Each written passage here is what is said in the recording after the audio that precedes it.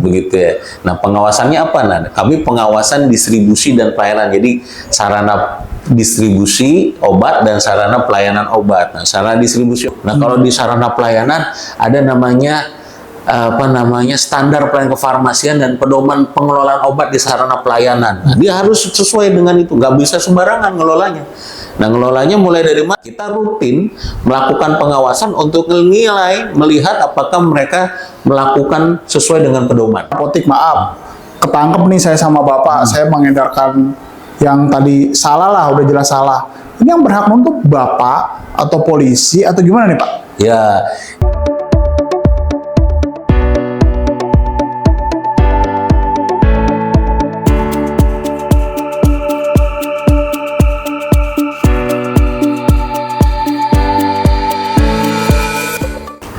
Selamat sore rekan-rekan Gedeya Kreatif. Hari ini saya berada di kediaman Bapak Afrizal.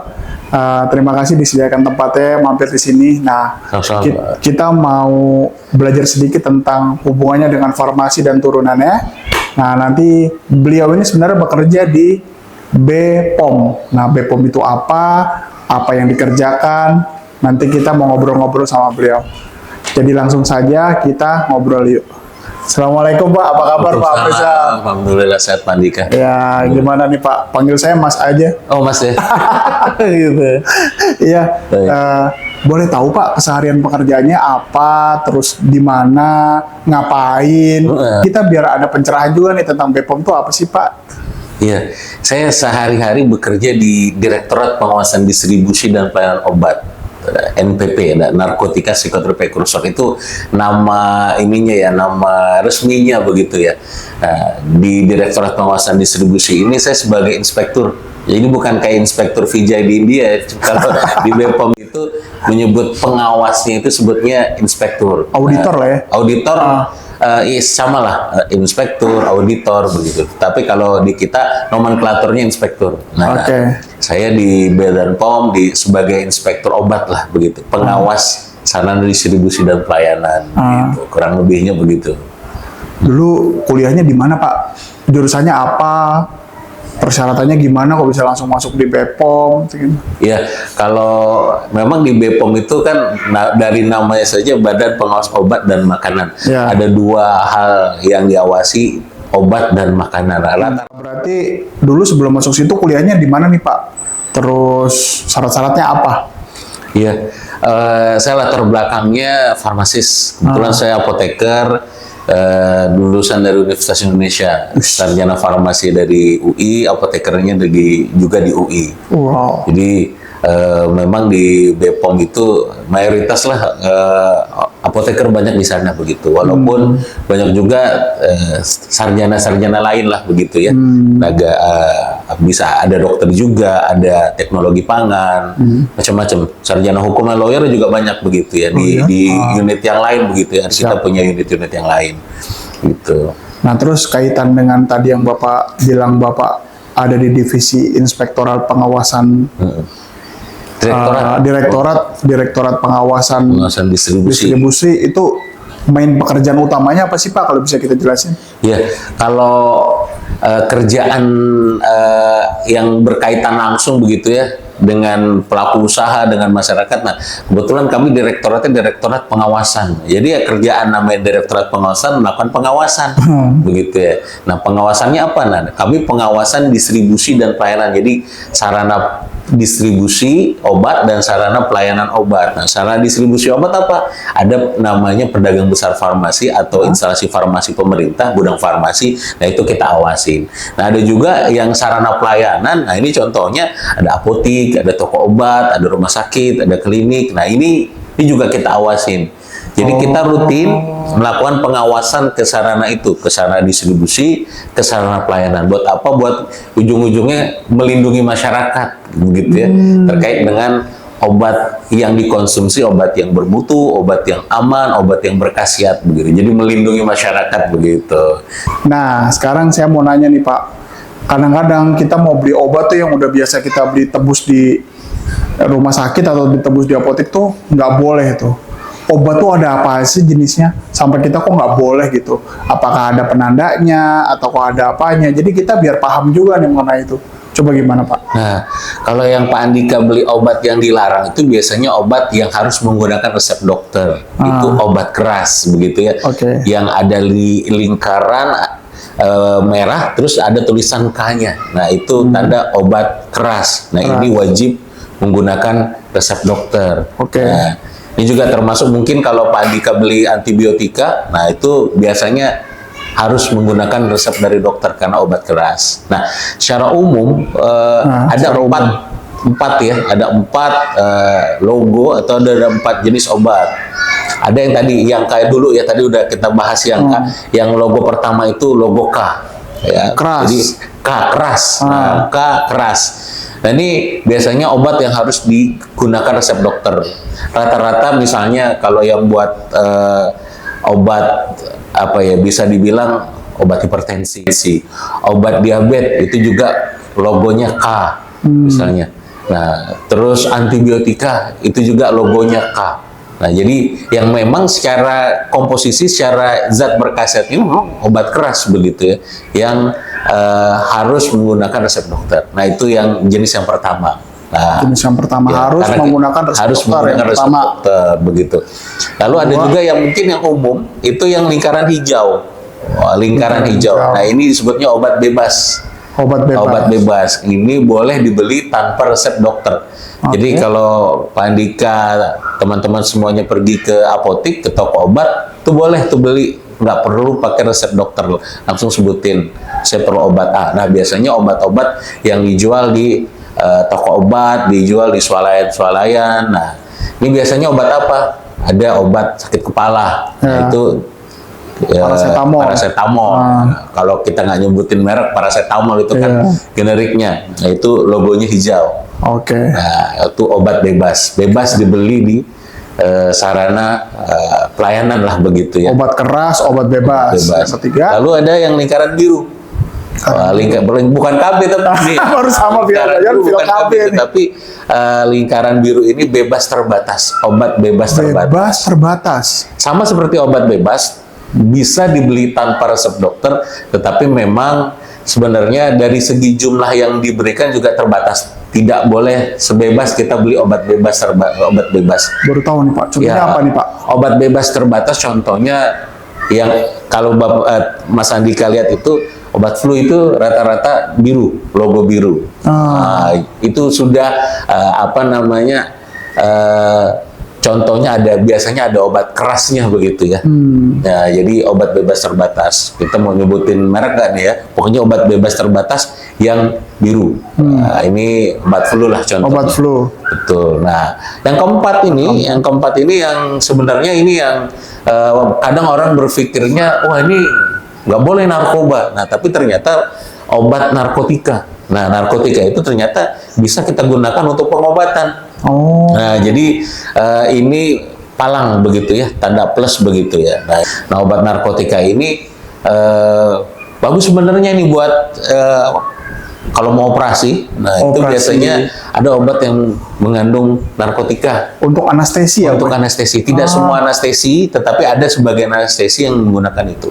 Ada juga obat batuk yang model seperti itu, yang tidak melulu untuk obat anestesi, tapi obat batuk juga narkotika, contohnya kodein lah. Nah, ini itu umum ya, kodein itu umum ya, bukan merek dagang ya Pak? Bukan, itu bukan merek dagang. Nah, untuk yang obat narkotika ini bisa atau harus menggunakan resep dokter.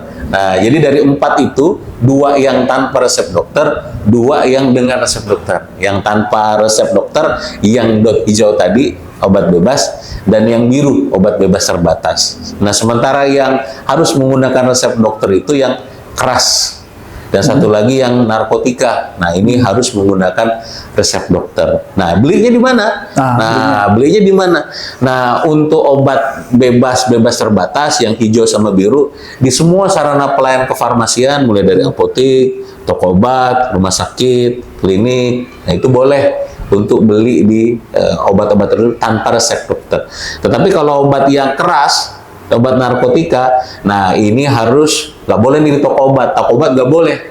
menjual obat keras, menjual obat narkotika. Nah, biasanya kalau kita sebagai pengawas, sebagai inspektur, datengin ke apotik atau datengin ke toko obat, dia jual obat keras, dia jual obat narkotika. Wah, ini biasanya pelanggaran berat nih. Bisa kita tutup nih toko obatnya, karena itu dilarang. Toko obat hanya menjual obat bebas dan obat bebas terbatas. Jadi dia nggak boleh nih ngejual obat keras dan obat narkotika. Nah, kalau obat keras narkotika biasanya di mana? Yang narkotika khusus nih, apotek nggak semuanya berani. Walaupun apotek boleh, tapi tidak semua apotek berani. Banyak yang bilang ketika kita pengawasan apotek itu takut, repot begitu ya. Padahal ini sebenarnya diperlukan sama masyarakat. Nah, jadi narkotika banyakkan obat yang mengandung narkotika, banyakkan di mana? Banyakkan di rumah sakit. Dia jualnya di sana karena agak khusus ya. Dari segi nyimpennya juga nggak sembarangan begitu ya. Ada tempat penyimpanan khusus nih, penyimpanan narkotika. Nah, kalau rata-rata juga produknya bentuknya injeksi, ada yang injeksi. Nah, ada juga yang patch. Ya, morfin. Nah, ternyata morfin itu ada yang digunakan sebagai pengobatan itu narkotika. Gitu. Tapi ada juga yang morfin itu yang disalahgunakan, pecandu. Gitu. Ada kalau di kita itu golongan 2 namanya. Jadi kalau berdasarkan undang-undang narkotika, nah, di situ ada tiga jenis golongan narkotika. Satu, narkotika yang tidak boleh digunakan untuk pengobatan. Nah, ini yang dilarang dan ini yang banyak disalahguna. Contohnya apa? Ada ganja di sana. Ganja bisa pengobatan? Enggak, ini yang nggak boleh. Oh, jadi ada 3 golongan ya. Iya. Golongan 1, golongan 2, golongan 3. Golongan 1 ini nggak boleh sama sekali untuk pengobatan. Golongan 2, golongan 3 ini boleh untuk pengobatan. Nah, yang golongan 1 ini yang nggak boleh buat pengobatan ini rata-rata yang disalahgunakan. Ini yang contohnya itu tadi ganja. Nah, lalu ada sabu-sabu. Nah, sabu-sabu masuk golongan 1. Ada ekstasi. Nah, itu tapi bisa ngobatin orang tuh? Nggak bisa. Nggak boleh apa nggak bisa? Nggak boleh dan nggak bisa. Nggak boleh dilarang. dan nggak bisa. Itu yang teman-teman kita dari kepolisian kalau nangkep ya itu dari undang-undangnya. Ya. Begitu. Nah, ini ranahnya ranah mereka. Nah, kalau untuk pengobatan yang mana? Golongan 2, golongan 3. Nah, contohnya tadi disebutin morfin. Morfin itu ada bentuknya morfin tablet. Jadi tablet memang untuk kan dia berguna untuk mengurangi rasa sakit. Rasa sakit apa? Orang yang sudah misalnya dia kena kanker sakit sekali, akhirnya dibutuh untuk mengurangi rasa sakit. Atau habis operasi, sakit habis operasi, kasih obat itu untuk mengurangi rasa sakit. Begitu. Itu diminum tablet ya. Ada juga yang diinjeksikan. Jadi morfin gitu. Macam-macam juga kan, nggak hanya morfin. Ada juga yang bentuknya patch, ditempel.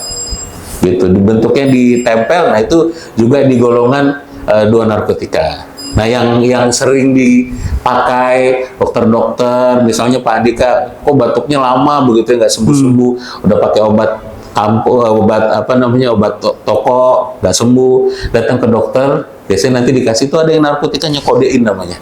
Nah, itu obat saya itu, Pak. Ya, digerus tambah obat-obat, masukin ke dalam sirup begitu ya, diracik begitu. Nah, itu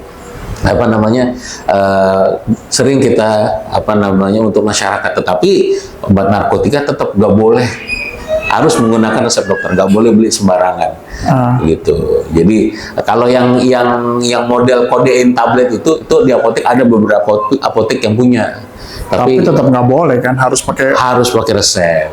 Efeknya ngantuk aja sih, Pak. Memang kalau disalahgunakan bisa buat mencelakakan orang. Jadi kalau habis minum kodein itu kayak zombie ya, teler. Jadi betul. Ya gitu, memang bisa dibilang psikotropika. Saya peminum kodein ya memang. Jadi ya memang kalau capek minum itu batuk nggak sembuh-sembuh, tidur. Nah, bahayanya kan naik motor. Betul. Tindak kejahatan lah bahayanya. Kalau kita di rumah kan kita udah tahu apa itu. Oke, sip. Berarti dari obat ada 4 jenis golongan, udah jelasin sama Pak Safrizal ya.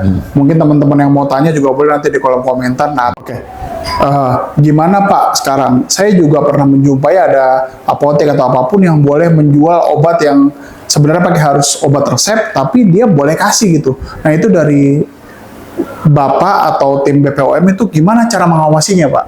Betul. Jadi kami BPOM. Nah, BPOM kan ada di pusat, ada di daerah. Ada di pusat, ada di daerah. Nah, kami melakukan pengawasan rutin ke sarana-sarana tadi ya, sarana distribusi dan sarana pelayanan.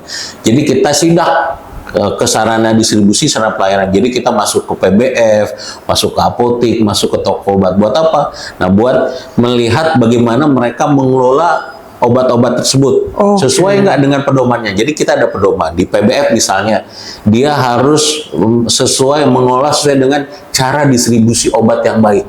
Nah, ini harus mengacu ke situ. Nah, kalau di sarana pelayanan ada namanya standar pelayanan kefarmasian dan pedoman pengelolaan obat di sarana pelayanan. Nah, dia harus sesuai dengan itu, nggak bisa sembarangan ngelolanya. Nah, ngelolanya mulai dari mana? Dari cara nyimpennya itu harus benar. Nggak boleh disimpan sembarangan. Udah nyimpennya benar, dokumentasinya harus benar.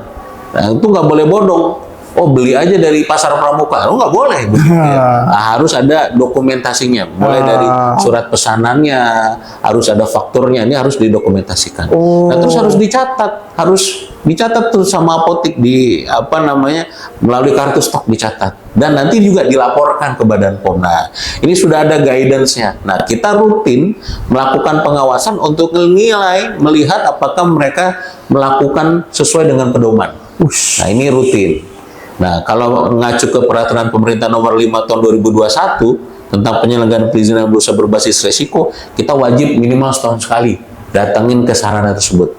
Ini untuk memastikan apa itu tadi, biar masyarakat obatnya bisa aman, bermutu, berkhasiat. Nah, tetapi kan yang namanya Badan Pengawas Obat dan Makanan, kita punya keterbatasan, ya kan? Pertama, keterbatasan anggaran. Kedua, keterbatasan dari segi orangnya juga nih, sumber daya manusianya. Nah, Badan POM punya 3 pilar pengawasan melalui SISPOM, Sistem Pengawasan Obat dan Makanan. 1, pengawasan yang dilakukan oleh Badan POM. Memang tugas fungsi kita sebagai amanah dari undang-undang melakukan pengawasan. Nah, pihak pertama nih, wajibnya Badan POM. Yang kedua dari sistem pengawasan obat makanan itu adalah pelaku usaha. Pelaku usaha juga harus nih melakukan pengawasannya gimana? Itu tadi, dia menjalankan, mengelola obat-obatnya sesuai dengan pedomannya. Itu cara dia bagian dari pengelolaan untuk mendukung pengawasan. Tadi, apotik harus menggunakan sistem dari peraturan pemerintah yang ada melalui peraturan BPOM, peraturan Kementerian Kesehatan. Nanti dia ngelolanya seperti itu. Begitu juga secara distribusi. Nah, lalu yang ketiga, nah ini yang pengawasan dari masyarakatnya, seperti Pak Andika tadi. Ketika Pak Andika melihat ada apotik yang jual kacang goreng gitu ya, yang jual obat tanpa resep dokter, obat keras, ya boleh dibeliin aja begitu ya. Nah, ini mohon bantuan dari Pak Andika, teman-teman semuanya, untuk apa? Laporkan ke Badan POM, kasih tahu kita. Kasih tahu bisa melalui hotline kita di 15533. Mantap. Tinggal ditelepon saja, kasih tahu. Ini ada apotik di daerah X ngejual apa itu tadi? Ngejual antibiotika, boleh beli berapa? Bok-bokan misalnya. Oh, ini dikasih tahu ke kita. Begitu. Karena kan tangan kita kan terbatas. Sumber daya manusia kita, petugas kita terbatas. Anggarannya juga terbatas. Jadi mohon nanti kalau ketemu model-model kayak yang tadi, nah itu dilaporkan ke kita.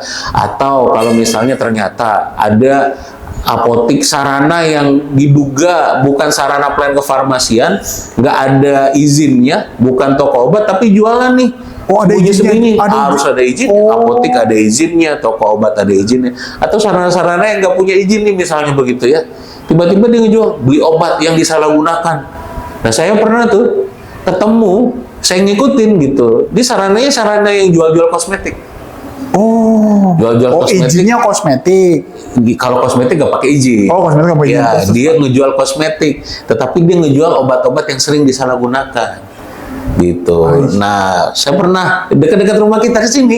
Akhirnya saya coba buntutin. Ternyata ya kalau pas saya lihat ini yang guna, ya mohon maaf ya, penyalahgunanya ini menyalahgunakan produk-produk tersebut, ada obat-obatnya. Ya itu tadi buat buat rekreasi kalau dia bilang begitu ya. Rekreasi. Iya, Oh, nyari mabok Oh, begitu, mabok. nyari mabok. Nah, ini hati-hati karena obat bisa disalahgunakan juga. Yang sebenarnya obat ini kalau kita sesuai dengan dosisnya, insya Allah kita sakit kita sembuh.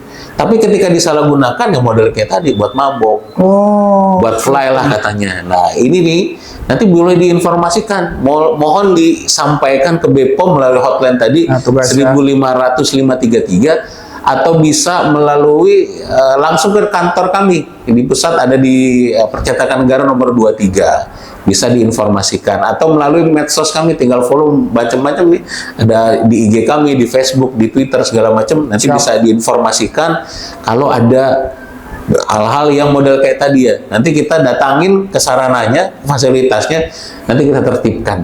Nah, 3 pilar itu tadi, pengawasan oleh BPOM sendiri, pengawasan yang dilakukan oleh pelaku usaha, dia mengelola sesuai dengan pedoman, dan dari masyarakat.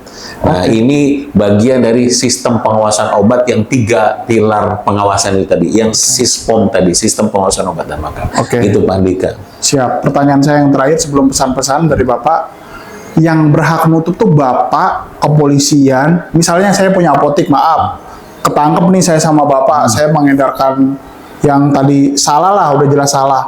Ini yang berhak nutup Bapak atau polisi atau gimana nih Pak? Ya, jadi kita ada namanya Perpres 80 tahun 2017. Mantap. Tentang pengawas obat dan makanan. Nah, berdasarkan Perpres itu, yang punya kewenangan untuk melakukan nutup-nutup itu tadi adalah Badan Pengawas Obat Makanan. Karena kita diberikan amanah untuk itu. Yang ngawasin sarananya Badan POM. Tentu saja kalau ternyata dari hasil pengawasannya dia nggak benar, dia ngelolanya nggak benar, ada temuan-temuan tindak lanjut, ada temuan yang nggak benar, kita tindak lanjutin dengan apa? Kasih surat cinta, kasih sanksi. Oh, tetap ada tahapannya. Tapi nggak pakai tahapan Pak, tergantung dari ringan beratnya kesalahan. Kalau ketemu apotek-apotek yang izinnya nggak ada, dia ngejual obat tanpa resep, itu bisa langsung kita namanya penghentian sementara kegiatan. Kita tutup dulu sementara 1 bulan. Jadi dia nggak boleh ngelola dulu, nggak boleh jualan dulu 1 bulan, bisa.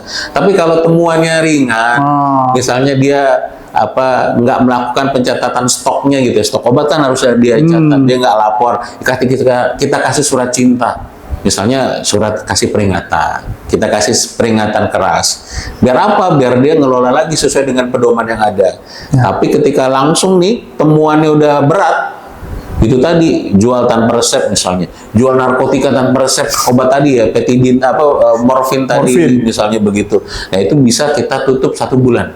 Sebelum nanti kalau ternyata dia nggak jerah juga, langsung kita rekomendasi cabut izinnya. Siap. Nah, kebetulan Badan POM nggak menerbitkan izin sarana, jadi kita merekomendasikan kemana? Ke instansi pemerintah yang lain. Kalau apotik, toko obat, yang nerbitin sarannya kan Pemda, pemerintah daerah. Jadi kita rekomendasi ke daerah. Begitu, Pak Andika. Berarti intinya yang berhak itu Bapak untuk nyabut, tapi dikasih surat pelan-pelan, tapi tergantung tahapannya dia besar atau enggak salahnya ya, major atau enggak salahnya. Betul, ya. Siap.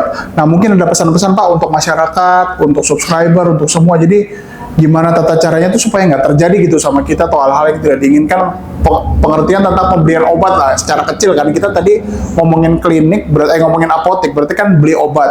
Apa sih yang harus diperhatikan kalau mau beli obat atau gimana, jadi biar bisa semua dengar gitu Pak? Iya, jadi buat teman-teman semuanya, ada 2 yang ingin saya pesankan. 1, belilah obat dengan sesuai dengan logonya. Siap. Begitu ya, logo hijau tanpa resep dokter boleh dibeli oleh teman-teman semua. Tetapi ketika obat keras, beli sesuai dengan resep dokter. 1 itu. Kedua, kalau mohon bantuannya, kalau Bapak Ibu teman-teman semuanya ngelihat ada model-model sarana yang kayak tadi nggak ngelola dengan baik, bisa laporkan kepada Badan POM. Nanti kami tindak lanjuti gitu Pak Andika. Oke, siap. Mungkin itu aja dulu malam ini, dan